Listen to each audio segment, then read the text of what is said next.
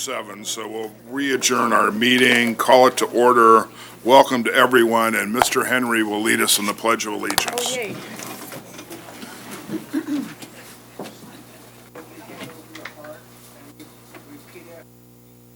Pledge allegiance to the flag of the United States of America and to the republic for which it stands, one nation, under God, indivisible, with liberty and justice for all.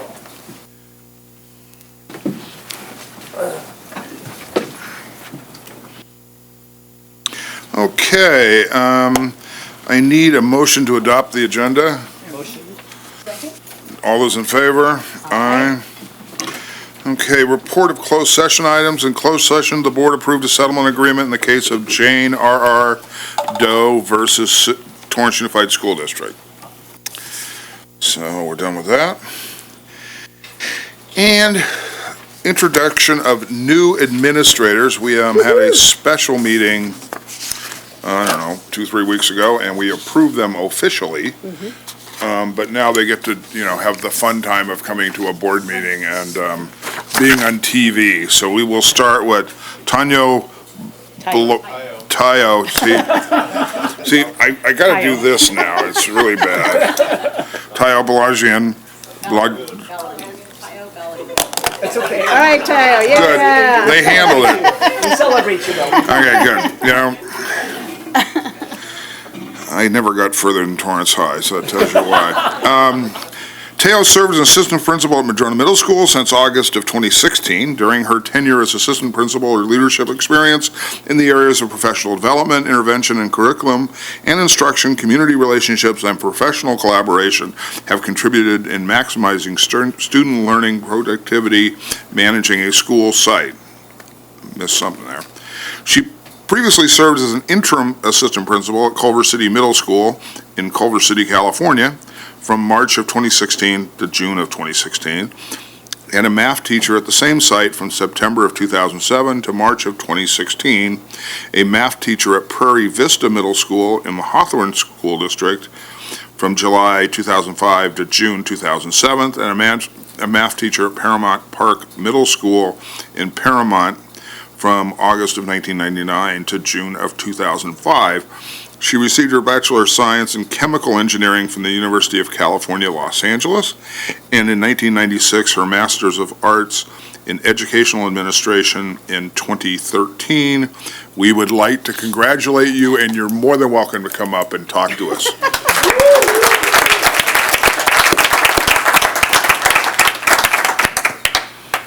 There we go. Hello? Okay. Hi. I'd like to thank Dr. Mannon and the cabinet and the board for appointing me to this position. I'm really excited to start at Richardson. I can't wait for the kids to get there and just have a wonderful school year. So thank you guys, and thank you. Good luck. Good luck.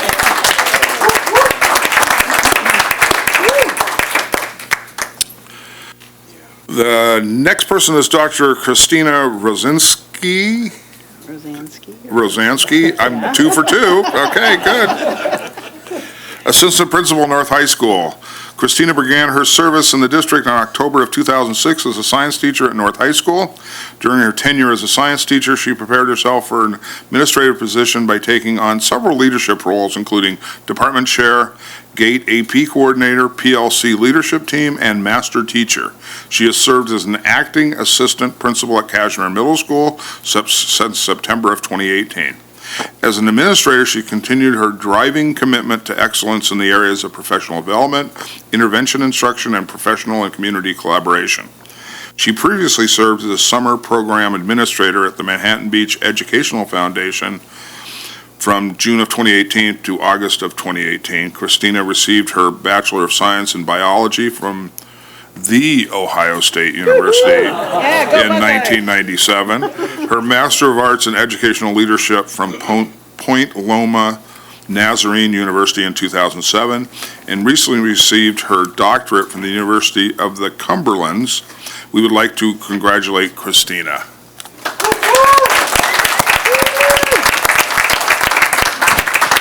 but she's a little taller than me. So thank you, Mr. Lee and the board and the cabinet. I am super excited to be back at North. 12 years there, and leaving for 1 year was really hard. I loved middle school. They're so energetic. But I'm happy to be back to high school, and I can't wait to get back to it. So thank you.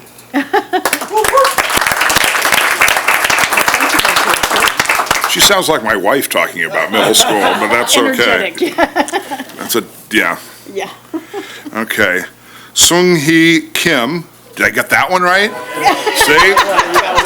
They're like, oh, that one he could pronounce. Why? Because, hey, I had 12 Korean agents working for me in K-Town, so I'm kind of giving my last name kind of honorary Korean. Sung-Lee began her service in the district on October 2006 as a math teacher at Jefferson Middle School.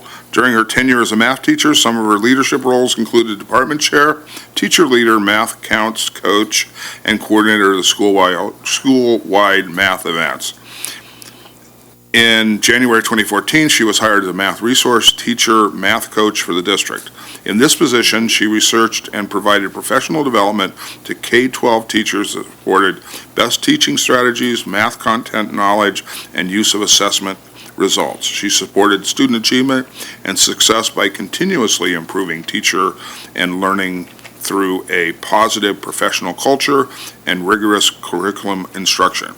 She previously served as a teacher at the Thorndike Elementary School in someplace I can't pronounce, Washington, from September of 2004 to June of 2006. Sung-hee received her Bachelor of Arts in Psychology from the University of Washington in 2002 and her Master's of Arts in Education from the University of Washington in 2004. We would like to congratulate her.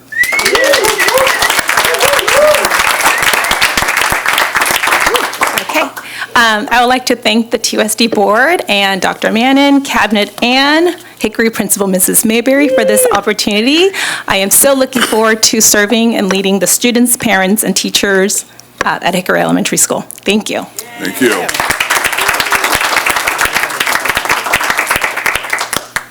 Okay, this is kind of what I do here. You all have people with you. I'm sure they're all going to take you out to expensive dinners. So you can all leave now if you want to, or you are welcome to sit through this riveting meeting. So whatever you would like to do is perfectly okay, and it will not be held against you. There they go. They're all gone. They're all gone. Yeah, they're out of here. Expensive dinner, remember that. Oh, and the family's here too. Hi, guys. Everybody. There we go. Bye. Okay, item number 8.2, Strategic Communication Initiative, Dr. Stowe. Thank you, Mr. Lee, and members of the board. I'm glad to see that two members of our Blue Ribbon panel on communications, Cindy Wells and Bob Habel, didn't get up and leave. They decided to stay. We have for you the second update for the board on the Strategic Communications Plan. In July, when we met, we shared some of the data from the public polling that had taken place. And now Bonnie and Laura are back to talk about the plan itself and how they've listened to and heard a number of different constituent groups in the community and how that is playing into the development of the actual plan. Tomorrow we have a meeting with all of our district leadership, so principals, assistant principals, directors, and cabinet, to further develop what this plan is going to be and how we're going to roll it out beginning in the fall. And so with that, I will turn it over to Bonnie and Laura. And you can use the arrows on the keyboard to advance the slides. Great. Well, good evening. We are thrilled to be here to give you an update number 2 to the board. And before we start, I just want to say what a privilege it is working with Torrance Unified School District. And there are many different types of stakeholders that are already touching and getting involved in this process. And so at some points, it may feel like it's very messy, but we actually have a very clear sense of where we are and where we're going. And so we're happy to be here tonight to answer questions and to tell you about all of that. I also want to just say that I'm thrilled to tell you all on the board that we actually, knowing how committed everyone here in Torrance is to this process, we've submitted a proposal to the California School Boards Association to share your story at this year's conference, and happily, out of thousands of proposals, we were selected. Torrance was selected, so we're going to be telling the story, and Mr. Board President Lee was at a similar presentation a year ago, and it's just great to be able to say, now we're going to need you to be up on the dais helping us tell the story of Torrance in this process. Yeah, it'll keep me from my wife dragging me to all the special ed things. Oh, she'll. Okay, well, here we go. Just a little bit of an overview for you. On the screen there, you can see our informational handout.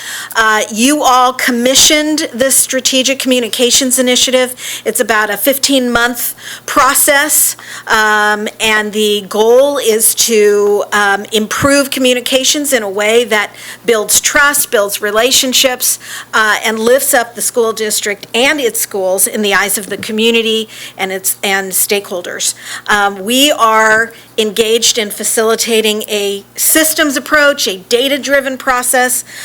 It is rigorous every time we're here in the district, and we think engaging, we're tracking all the different contacts that we're having, and we're keeping track of what people say, what kind of contributions, what kind of suggestions, and so the process is well underway now.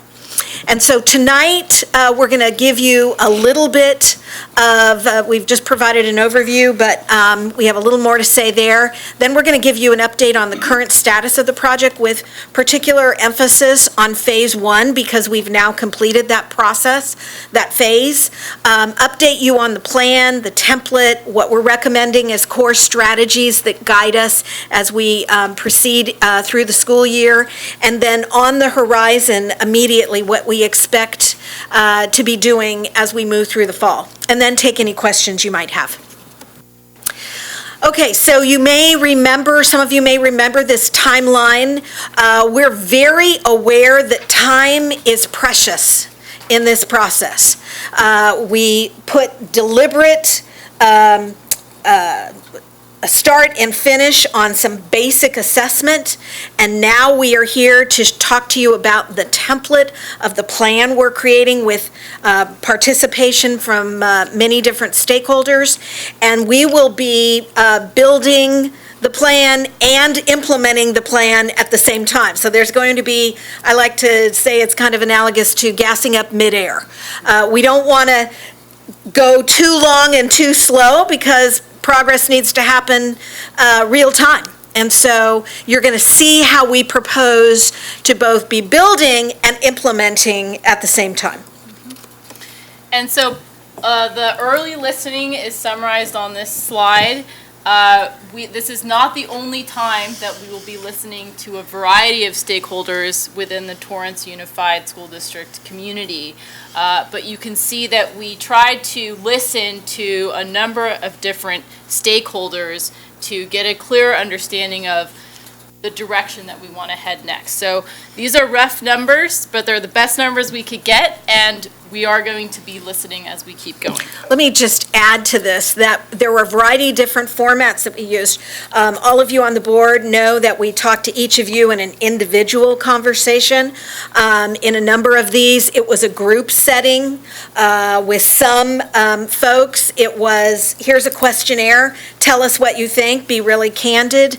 With the management team, we've done a variety of things, because the TUSD management team really must be charged with helping to really provide leadership in terms of implementation. So we've been especially interested in what they see and what they are hearing. We've talked with parents in a group setting, teachers in a group setting, and then, of course, we conducted our first Blue Ribbon Advisory panel conversation. I'm so happy to see Bob and Cindy here, who are part of that group.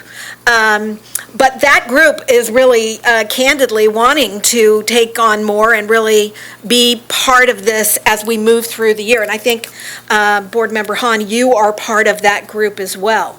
You're the board's representative on that group, as I recall.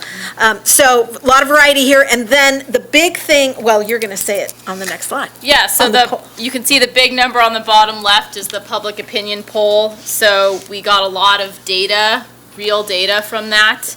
And you may recall that the goal was to get 400. That's what was commissioned by the school district. And you had such a big response to this poll that you doubled your responses. You had 804 people respond within the buckets. And so what did we learn from that poll? Well, the good news is that it affirms that the district is doing well in its quality teaching and learning, which is your #1 goal. So 2/3 of respondents rate that you are doing an excellent or good job with the quality of education. That's great. 69% rate the schools better than others in LA County. Interestingly, though, when you look at the favorability as a public agency, it's over the majority, but when they asked why, 27% said they weren't sure, and then 25% of those respondents said that they did not have an opinion. So we see opportunity there.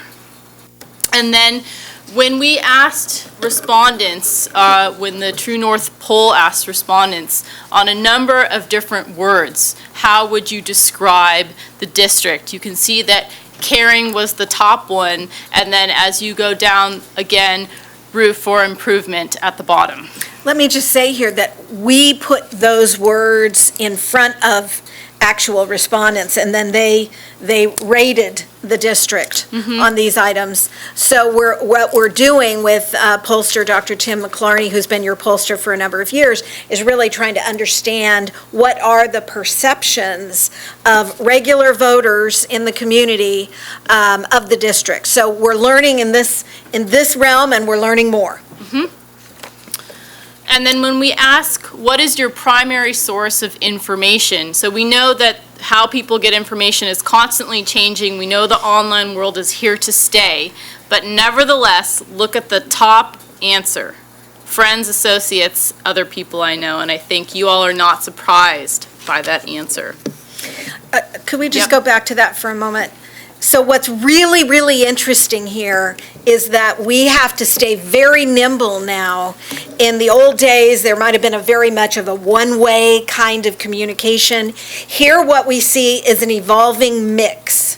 And we don't want to land ourselves in any one category of the top 3 or 4, but we do want to say, wow, a lot of people still saying, I get all my information about the district through neighbors, people, friends. We know that social media is a whole growing area, and then local press as well. So you can see that there are a few, I would call them stragglers, who say, I don't care about the news, I'm not paying attention to the news. But for most of the folks in Torrance, they are paying attention, and we're learning here that we need to be thinking about a mix of communication strategies. And as a reminder, the forms of information that they felt was the best for them, email and electronic newsletters was #1, but right there coming up at #2 was materials directly mailed to the house. So again, we're seeing a mixture of old school and new school communication and two-way communication types coming together. It's not one over the other, it's more of a yes and approach. Yeah, social media, text messaging, website, et cetera. So we've got to really be prepared for a variety approach to communicating with folks.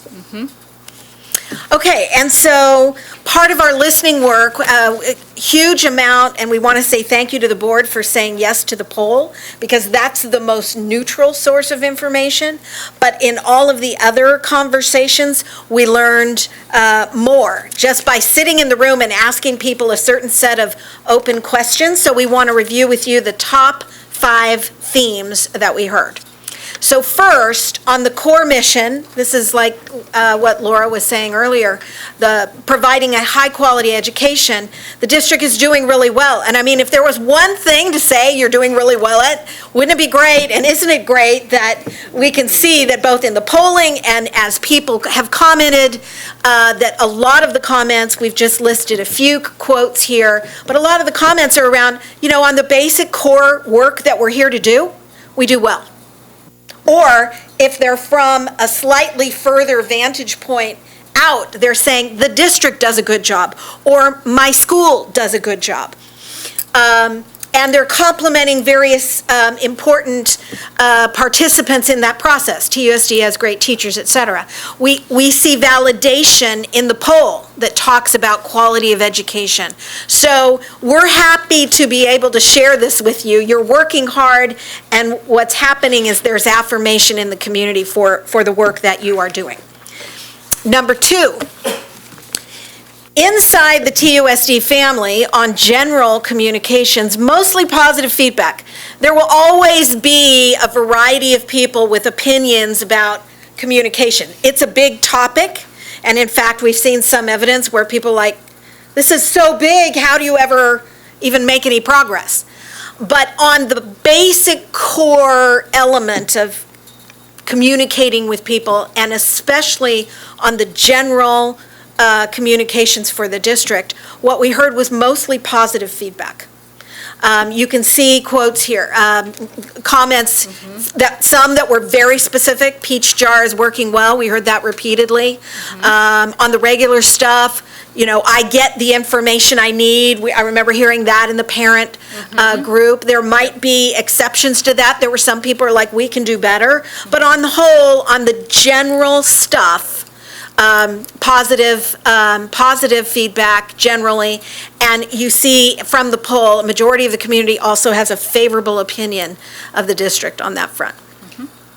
Okay, number 3, externally, and you know, intuitively, anecdotally, I'm hoping this is not a surprise for you, but externally, our larger community, with and without kids, wants more.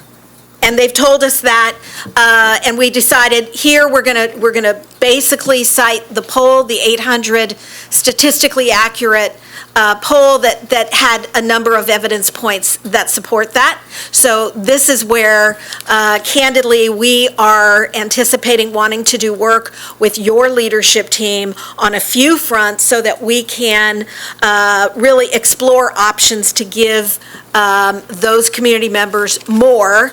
But at the same time, I just want to also say we got to think about cost control and those sorts of things. So this is a big action item for us.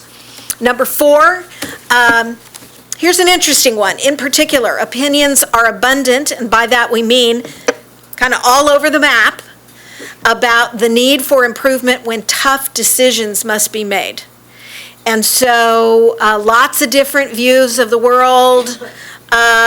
We can do better in the way we communicate. When there's a problem, we need to have a proactive strategy. Sometimes people need to know, how was that decision made? Last quote, we need to move away from just telling people this is happening to a more of a two-way model. And that's not to say that isn't happening, but people want to see that more. So we want to really think deliberately about a protocol around tough decisions. And lastly, just pointing out lots of questions about process.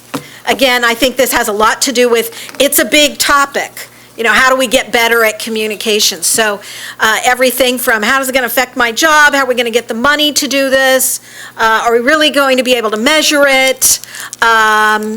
These are big questions for a big topic, and we're not going to promise that we can solve every last issue, but we're going to look to do a few things really well across the board.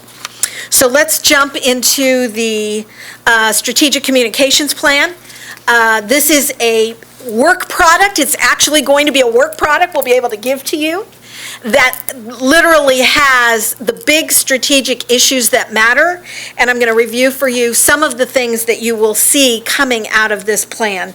By the way, tomorrow we're going to be meeting with your management team again to give them a more detailed overview and ask for their wisdom and participation to help shape the plan more specifically, because your leadership team, be they at sites or in the district office, are the most critical key players for implementation. So we want to really do that right. We have reminders in the plan. We like to remind everyone, if you always do what you've always done, you'll always get what you've always gotten. Sometimes that's a good thing.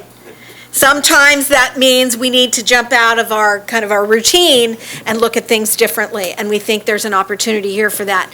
And secondly, people support what they help create. The last thing we want to do is to create a plan where we just write a plan. Even we do this all over the state. We write a plan, you accept the plan, and then nobody does anything with it.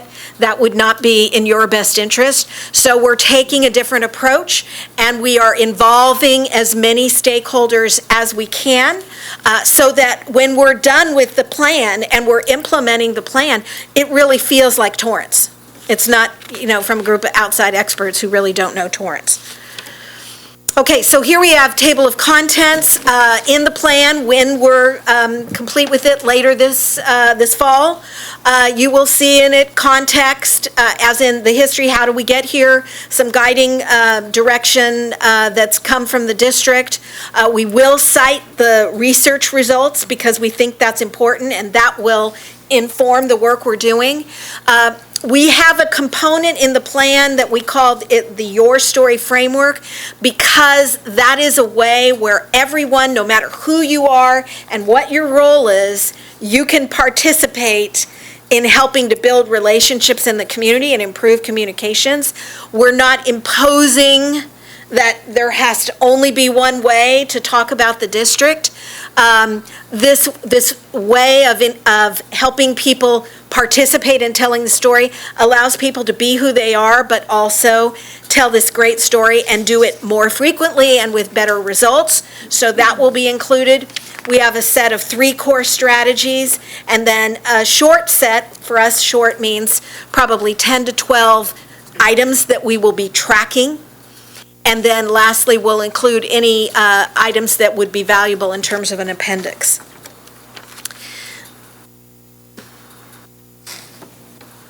So for this coming year, we have 3 core strategies. We did not want to create 10. We thought, let's do a few things really well. So what I want to tell you is the first is what we're calling a communications reset. And it's really allowing for the excellence that already resides in the district, and asking each, especially each leader, each site leader, leaders at the district office, stakeholders who are very invested, to really take this year and look at it as a potential to reset, to rethink some of the things that are happening that they have control over, that they can help reshape on the communications front. I know that we have a short list that we're looking to Dr. Mannon and Dr. Stowe to really talk about big picture things that the district can do, but we also believe in the power of a lot of small, incremental improvements in communications. Not everything needs to be totally rehauled, but there are little things that everyone can do. So we have a core strategy on what we call the communications reset. Secondly, we're also looking to infuse a new attitude at the district, throughout the district, among all stakeholders around creating a culture of communicators. And that means jumping out of our box of, okay, not my job, or how come I didn't know, but really creating systems, protocols, tools, so that everybody gets systematically better at communications, as the district is also leading a few big initiatives that should come from the district. And lastly, number 3, it has to do with capacity building and training. So every time we're down here, we're providing training, and it has started generally with the management team, with the site leaders and the leadership team, and we're just committed to continuing that training process on communications.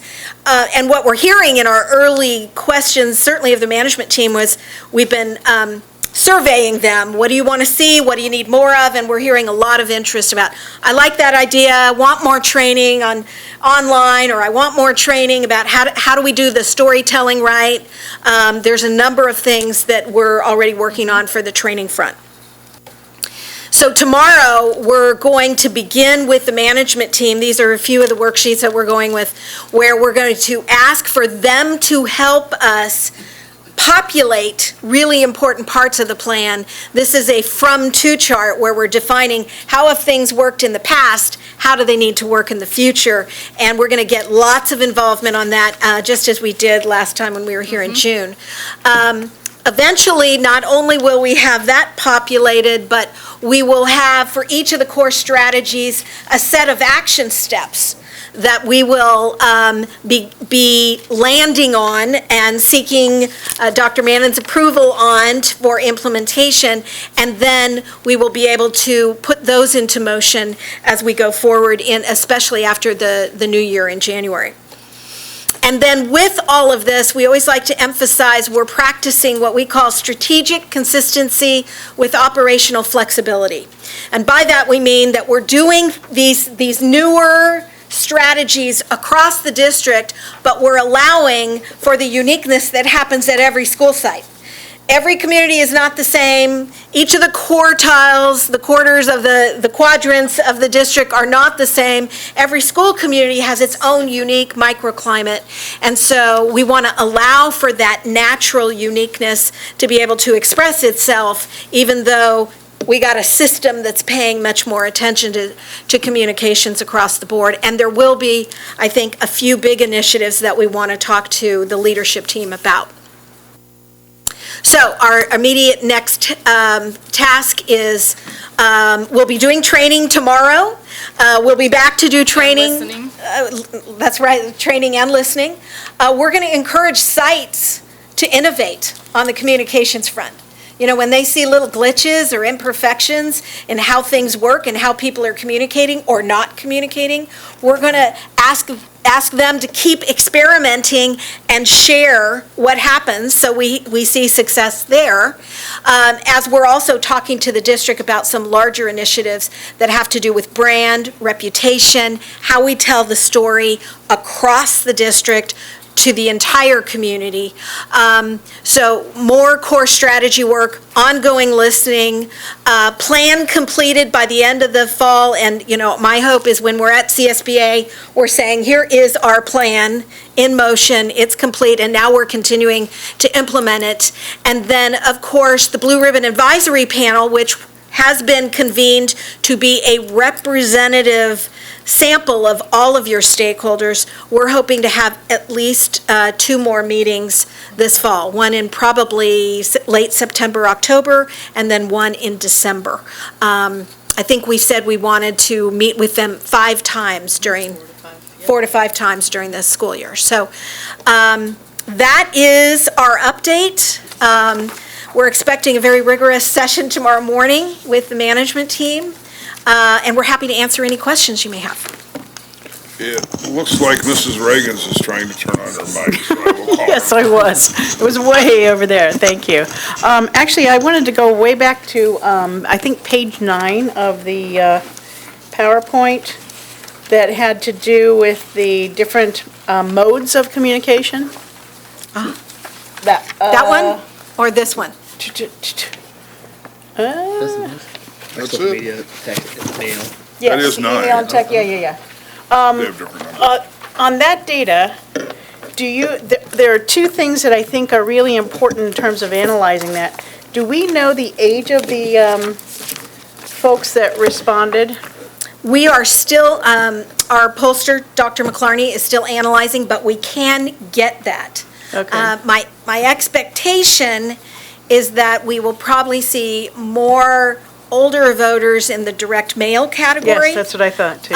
However, that is changing. That I is know it is, changing. yeah. So we will be able to get that data. Okay, and in the same vein, do we know how parents responded differentially than non-parents?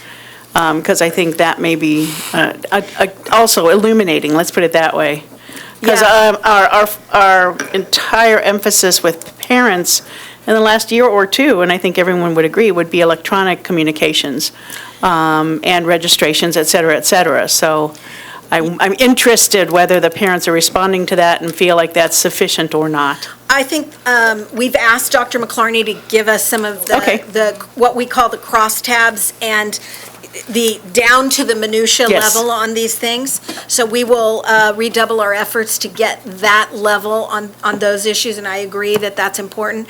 One of the things we did hear in our core, in various conversations, was the growing world of text messaging. And interest from parents and others a lot more to say, my world is text now, so, how are we doing with that? And so that's a larger conversation about how do we communicate? process? Yeah. How do we yeah. process that technology piece so it works for us and it also works for the parents? Right, even in my own life, my 30-something sons, that is the way to communicate with them, is through text. They prefer not to call, or emails are kind of irrelevant to them. But texting, we'll get a response from them, which is kind of interesting, so. Okay, thank you. Mr. Hahn. Just a couple of questions. On the first thing, on the poll, I guess it goes back to her question a little bit. On the polling question, I guess you're going to give us a breakdown on gender, national diversity, just so that we get a good understanding, like who made up this poll. Yeah. I'd be kind of curious to see what the minutia or the makeup is of the poll. Yeah, we can get that for you. Dr. McClarney did review some of the basics on that. We determined together at the beginning to stay broad, and so the actual universe was all Torrance voters. So it was a registered voters, but it was not what we typically see, which is likely voters. We decided to stay broad, and we'll get you that information. So you can see a demographic profile of who was in the poll. Okay, and the second question, I'm regarding that whole polling issue too. Were children involved in any way were children or high school kids or middle schools approached? Because it seems in our district, a lot of the information goes via students, from teacher, students to parent. And sometimes I wonder or not that's a part of the communication problems that we have here too. That's a great question. In our past work, I would say, first of all, when we were really getting the momentum of this project underway, it was like end of the school year, and everybody was going different directions. But now we're moving into the school year. And so there are ways to think about the student perspective on that.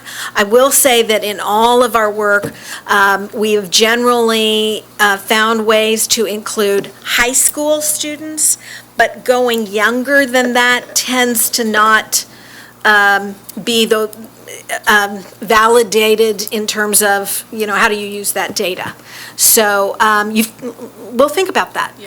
Yeah, I think especially for our schools, at least for me, I have 3 kids at different stages. Yep. And as you get older, the communication gets worse. Elementary, the communication is strong. It's like nonstop. High school, if our kids don't tell us, we have no clue what's going on. And so that's why I feel like there's a breakdown in the communication from the school to the kid to the parent. You're creating a culture of communicators. I thought that was actually brilliant. We can have a communication plan, but if people don't know how to communicate, the plans cannot be that effective. And so I think it's brilliant that idea of creating a culture of communicators. I was wondering, is there a breakdown amongst children or the kids process regarding that as well? I think we need to think about that. So I'm going to say, great question. And we've got the whole school year to say, how do we tackle that one? And I would also say this whole trend of technology to parents and new ways of looking at that piece is an opportunity for us to focus on. And I think what we're getting at, what we're uncovering, what we will uncover more tomorrow with the management team, is what are the systems and protocols and little tweaks that we can do to the way we do things to get better. Right. So that's one track, and then the other track is maybe a few big initiatives that don't cost a lot of money, but are useful in terms of district reputation. But I've written down the whole kid question. Thank you. Great one. Can I ask a follow-up? Yes.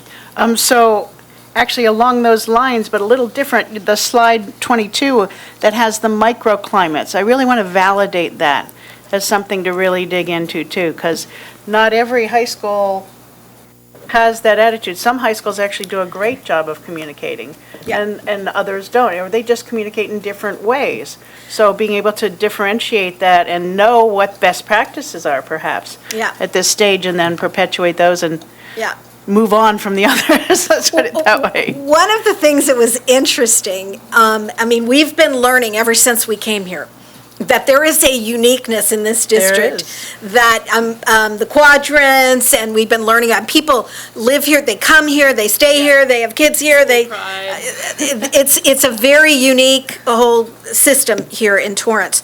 But Dr. McClarney, when he got out of the field and he was analyzing the data, he was looking, I said, now make sure, I want to see, do we see any differences in the quadrants?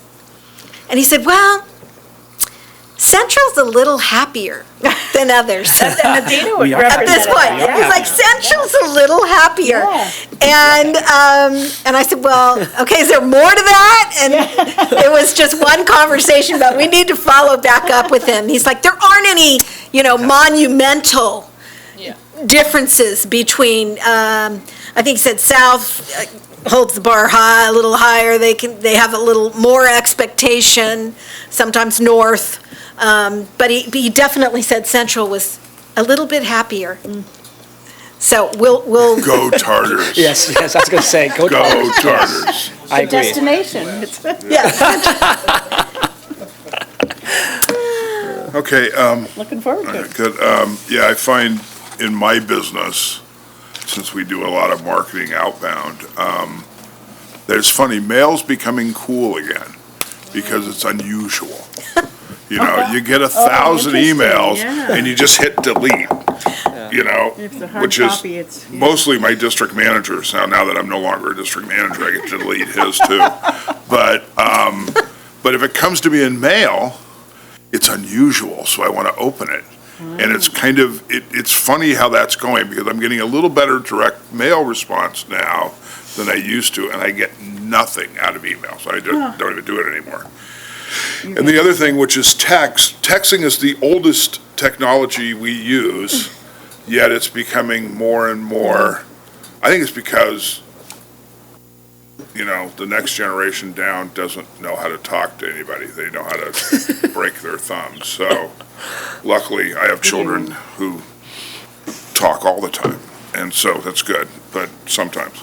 But it's funny that the text thing, because what's interesting about text is, and I find it in my business, is it's very literal.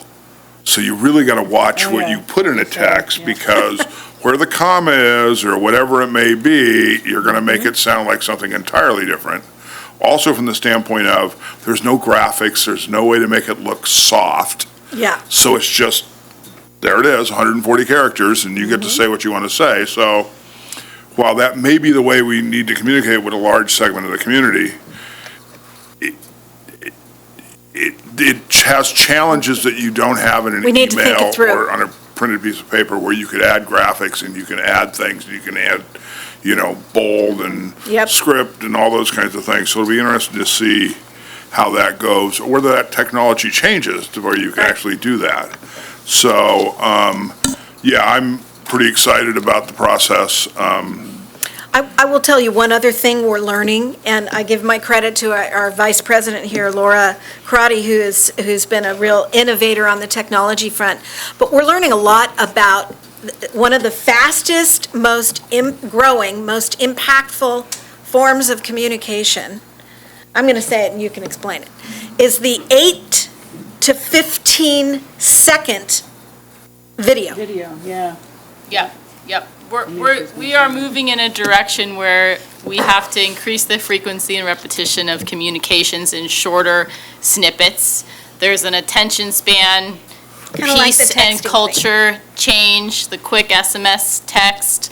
The video, you will get someone's eyeballs for 8 seconds and they will scroll to the next.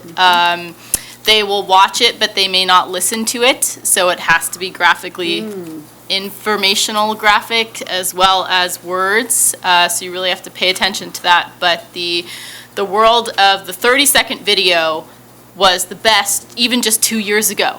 And now, 2 years later, that's way too long. In fact, you're seeing that in campaigns now. They're doing that with, links and text messages and links and other things to where you go to that 5 to 7 second hit on Facebook or text Yep. messages or whatever it may be, and it just pops at you and you make that, in effect, an impression. That's all you're doing is branding. You're Yep. not educating anybody, you're just branding things. Yep. So it's interesting to see how that's we'll see what this election cycle looks like, because I'm sure that's where you're getting some of this, is that we'll start to see that on Facebook and stuff, where it's just a little bang and then maybe. Yeah, we actually have clients who, part of our business is also about campaigns. And so we have clients who are saying, just Laura was explaining today, one of our clients on a phone call, how do you get something into 8 seconds? You can't do it. And we're like, well, we'll let you go to 15. Let's see how you do. Well, that's why now too, even when you watch any ad, you see ads all with like 8 seconds, right? With Netflix or whatever, it's all 8 seconds. But I think the trend there too, though, everyone tries to skip those ads or they try to delete those ads. I'm not sure how effective, I'm kind of curious to see how effective those things are. I know for me, I just delete. I just, Well, skip it, here's where we want to stay open and see ourselves in this process and this project being open to a mix, because you're already starting with an outstanding reputation. I mean, we work with districts who would love to have the numbers that you have for quality of education, and that your district, your voters see that. And rating among other schools within the next door to you. Right, so we're already starting there. We see that they like direct mail, we see that we've got to tweak some of the way, the protocols that we use. In a perfect world, branding is about the total experience that someone has. So they see it in a direct mail piece, they might see a snippet, they get an email about it, they have an experience, and what we're trying to look at is first to understand it here in Torrance, and then to say what calibrations make sense based on input from this team. And in particular, your leadership team, your management team at each of the sites. And then to get very creative, I love your idea, we got to think about, okay, how do the students fit into this? So this is evolving. We did not and won't take a cookie cutter approach. It really has to be tied to the uniqueness of this community. So to be continued, I think, is the best way to end here, and say thank you for saying yes, because it's pretty exciting work, and most districts are not brave enough to take the step to do it. Well, this board has been nothing but brave on a number of issues over the years. So anyway, well, thank you very much, Thank you. and we will be in contact over the next few months. Thank you very much. It is now time for oral communications. The Board of Education welcomes input from the public in order to discuss district business in an orderly manner for the privacy and safety of our speakers and to help staff respond more directly. The board policies require that public presentations to the board comply with certain procedures, including speakers to non-agenda items, may address only items that are within the subject matter jurisdiction of the board. Time allotted for such presentations limited to 3 minutes. Total time allocated for public input on non-agenda items is limited to 30 minutes. A speaker may not relinquish his or her time to another. When addressing the board, speakers are requested to state their name, address, and address the president from the podium and adhere to applicable time limits. Complaints against employees or students will normally be heard in closed session, and the district's complaint procedure should be followed before discussion with the board. The board may remove disruptive individuals and order the room cleared if necessary. Any person who willfully disturbs any public school meeting is guilty of a misdemeanor. For all of that, to call up Susan Hobart. Okay, Susan. So, yeah. I am Susan Hubert. My address is 2005 West 177th Street in Torrance. I'm president of Friends of Madrona Marsh, and that's what I'm here to speak about tonight. We tour many of Torrance Unified School District students through our marsh and our nature center, and the board likes me to reach out to the board and to administrators and let you know how we're doing. I have brought you a copy of our annual report, which probably tells you more than you want to know, but we did take, students from Anza, Carr, Hickory, Seaside, Towers, and Victor, with a grand total of 1,356 students through the Preserve and the Nature Center this year. I did quite a few of those tours myself, and the docents all meet, and we talk about the tours and how they went. And I have to tell you, all of the Torrance schools, when they come, are well-behaved. The teachers are well-prepared. They've got their kids all ready to really have an educational experience out in nature, which we also try to make fun and a bit of adventure for them. Now, that's knowing how many schools you have. Those are all elementary. And we did have one inquiry this year from Madrona Middle School, seventh grade science teacher. But we would like to kind of up our game a little bit with our docent tours. Our docents are getting better. This year, we're going to begin trying to align our tours with the natural science standards, the 2018 version. Something fairly simple, nothing all elaborate, but just what the standards are for each grade level and what we can do in a nature center, in a water lab, or in a tour through the preserve to illuminate, to align with, to give the kids an actual hands-on experience complementary to what the teachers are already doing. There are a lot of Torrance schools, particularly elementary schools, that would like to come to the marsh. I hear this, gosh, we'd really like to come to the marsh, but those buses, I remember when I was a director and how much the buses cost. That's quite an investment. So we got a grant from Arconic, which used to be Alcoa, $5,500 grant. And we have been working with a local filming company here in Torrance, producing a virtual tour of the marsh. The Nature Center in the marsh. It's 3 filming days. We've completed 2. We have our 3rd one coming up October 21st. Anyone interested in coming and observing, be happy to have you. We want to show the marsh in spring when it's full of water, in the summer when it's a little water, begins to dry, and when it's bone dry back in the fall. So more to be revealed on that. Hopefully this time next year we can bring you some information on when we can work with teachers to actually present that in the classroom. Then quickly, I think that dinger was my 3 minutes. Don't worry about it. Okay, yeah. All right. Also wanted to let you know, you're probably aware that your high school students come to our preserve and they weed. We call it restoration and maintenance. Bottom line, it's weeding. We give them the tools, we give them gloves, we give them instructions, and we give them cookies and water. And they bring the blood, sweat, and tears. It's dirty, sweaty, hot work.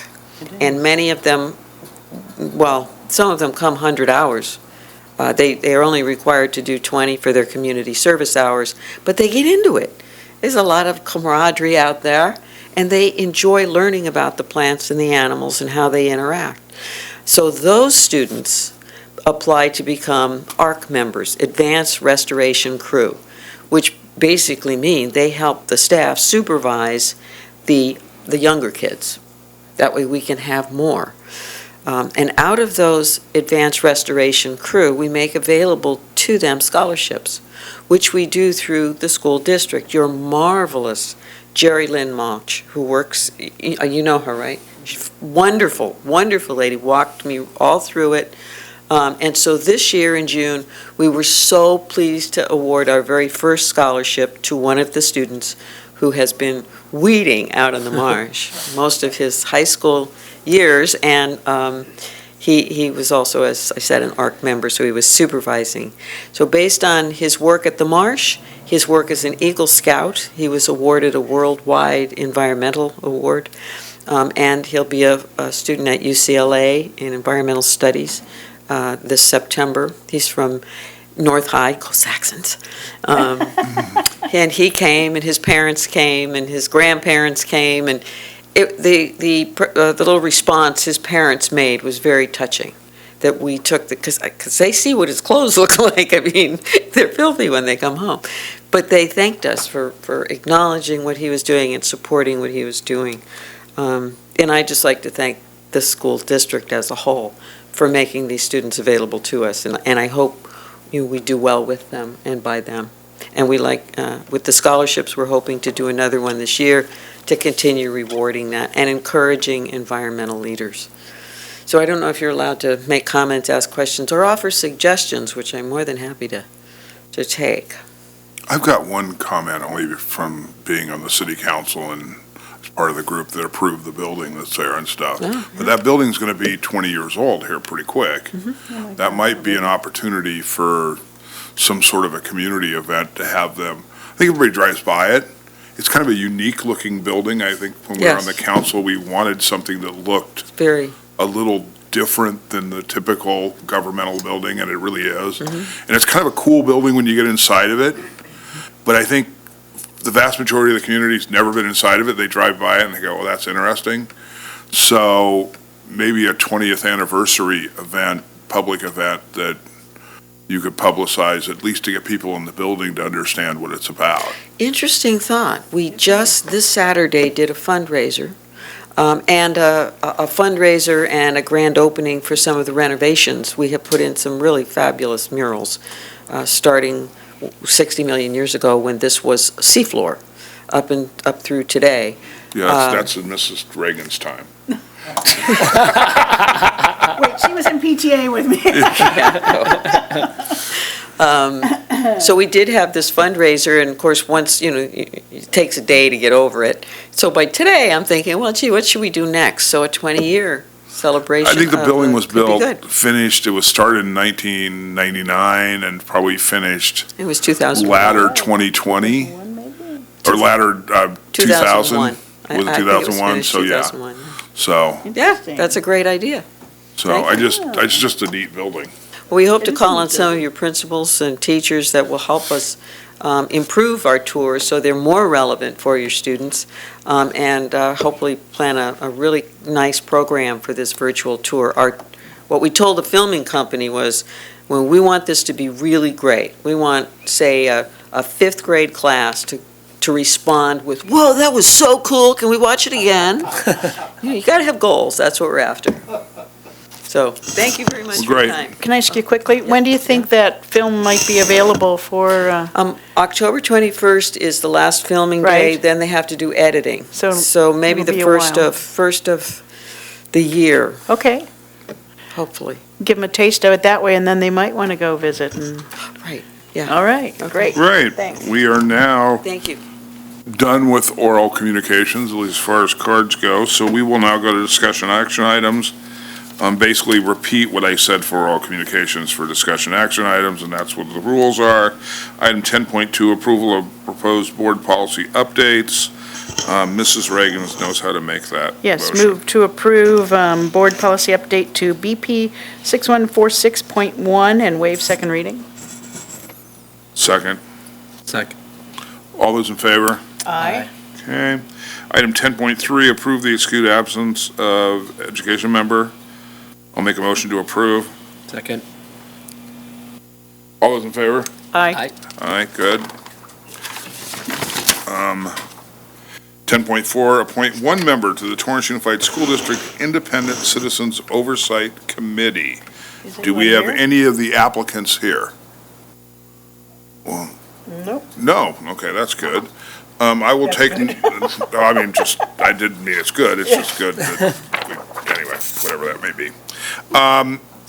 So do we have any nominations from the board? Well, I'll nominate Ann Baumgart. I'll second that nomination. Yeah, actually, that was Okay, my inclination too. okay, good. Then I will make a motion for unanimous ballot. Okay. Second. Aye. yeah. All those in favor? Aye. Good. Item 10.5, adopt resolution AS-01-1920, resolution of the governing board authority authorizing technology contracts under Public Contract Code Section 20118.2 for the 2019-2020 fiscal year. Mr. Mara? Oh, move to approve. Second. Okay, Good Mr. evening. Mara. So upon your approval, this resolution will allow us to use a competitive negotiation process instead of a bid process in awarding technology contracts and services under this Public Contract Code 20118.2. Because of the nature of technology, this allows us more flexibility in looking at proposals for technology projects, meaning we don't have to always go by the lowest bid or lowest dollar amount, although the dollar amount is still a large factor when you're building out the matrix to approve a contract. We can also look at other factors too, life cycles, whether or not the vendor has enough certifications, engineers, and resources to deliver on the project. Thank you. Mrs. Reagan.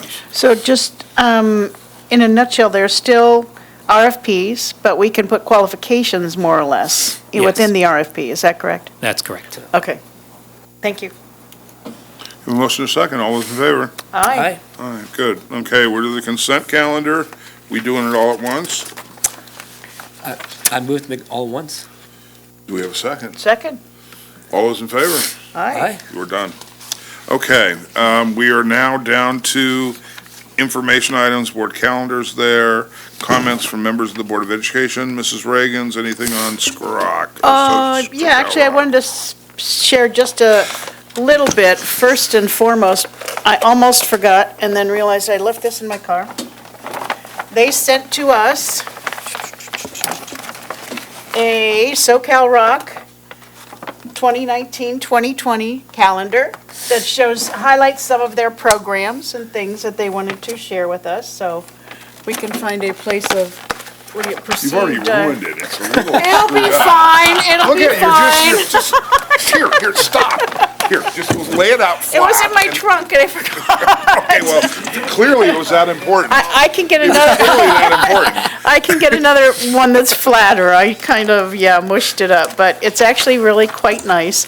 They too are working on improving communication and their image in the community. But actually, I wanted to share with you guys, I'm not sure James will ever see this, but they did unaudited actuals in their board agenda this time. So 9/10 of this document is the unaudited actuals document that all of school districts have to do, and all the pages and things to look at what your budgeted amounts were and then how much you're actually spending and whether you're sort of in tune with that spending or not. They are, and their expenditures are actually much lower than they were in previous incarnations when I was on that board, so they keep reducing their expenditures and trying to bring them in line with the reduced funding that they have available to them.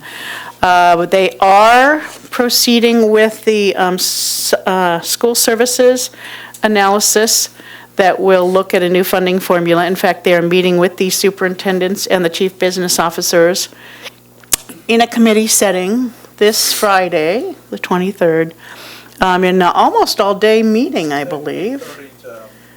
An extensive meeting to try to glean the information they want, get feedback from folks about a beginning release that they made of data that they have started collecting, and then get a sense from, again, the superintendents and the CBOs as to where we want to go with that. And the last thing I wanted to do is, I've talked about the JPA that actually is the governing body for the SoCal Regional Occupational Center. And just to remind you all what those JPA school districts are that are part of that along with us, there is Redondo Beach Unified School District, El Segundo Unified, Inglewood Unified, even though they are still in state receivership, they are part of it. Manhattan Beach Unified School District, our school district, Palos Verdes, Peninsula Unified School District, and at present, there's one board member at large. That is from a previous board member who was a district representative and has remained as a very interested and involved member of the organization. So all of those individuals and the superintendent, Dr. Atlas Hilaire, are trying to keep that organization afloat and serving our students. We do have a significantly reduced number of students taking classes there, partly because we're doing more and more CTE and career tech classes within our own school district. So we're all trying to figure out how to sort of titrate that and keep them going, as well as make sure our kids get what they need to in coursework. So, things go forward. I have a Scott question. Yes. I don't know, I'm going to guess 25 years ago, they made a lease agreement with Scott Robinson Honda for the frontage there. Is that lease reviewed? Is it tied to anything? Is it a market rate rent? It is reviewed on an annual basis. I wouldn't say it's necessarily market rate, but they do have negotiations on a regular basis with them. And in fact, interesting that you should mention that, because recently with the Scott Robinson folks, they had some interactions because some of the trees on the SoCal Rock properties are encroaching on the Scott Robinson pavement. So they're trying to figure out who's responsible for that and for altering that. First of all, that the trees are there, and then repairing that damage that has happened over the years. It's been a long time that they've used that property. So they're still very So they're congenial. going to ask their landlord to fix, Well, we're negotiating a amicable agreement. How about that? okay. Well, this- it remains that SoCal Rock doesn't have the additional funding to be able to actually make that kind of capital improvement right now. That's good. So Do they're they trying to work it still out. provide equipment, training, those kinds of things to the auto shop program? There was always, initially, Oh, there yes. was a nexus between the two. So does that continue on? Oh, yes. In fact, they work with several of the auto dealerships in town with actually getting vehicles and personnel to come and teach the kids at SoCal Rock. They have the cleanest auto shop I've ever seen. But they do really good work. There's vehicles, a number of vehicles that they use as model vehicles, and they have computerized systems that they're using, and very active program. And they do still have welding that I know one of your sons partook of, and a variety of other things that actually we can't provide. We can't do welding, we can't do electrician, we can't do HVAC, we can't do a lot of the things that they can do there. So there's so many pieces that we really do, if the students want to do it, they need to go there. And actually, even cosmetology is one of the things that they have available that seems to serve our students well. So it's actually a great resource for our kids, and we need to figure out how to make it the most useful for all of our school districts and financially viable. That's where we are at this stage of the game, since there's no state funding for it at present. Good. And I do have one anniversary increment, if I may be so bold. It's a 10 years of accredited service for staff assistant at North High School, Paula Rogers. Congratulations, Paula. I just recently found out she's from Ireland, because I went there. Did you go to the Iowa picnic? I don't know. I don't know. I can't say. But anyway, and that's it. Thank you very much. Mr. Hahn?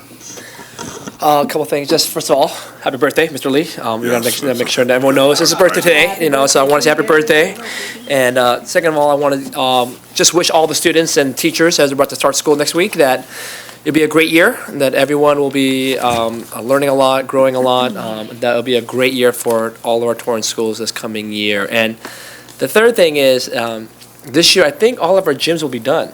Correct? This coming year? Not yet.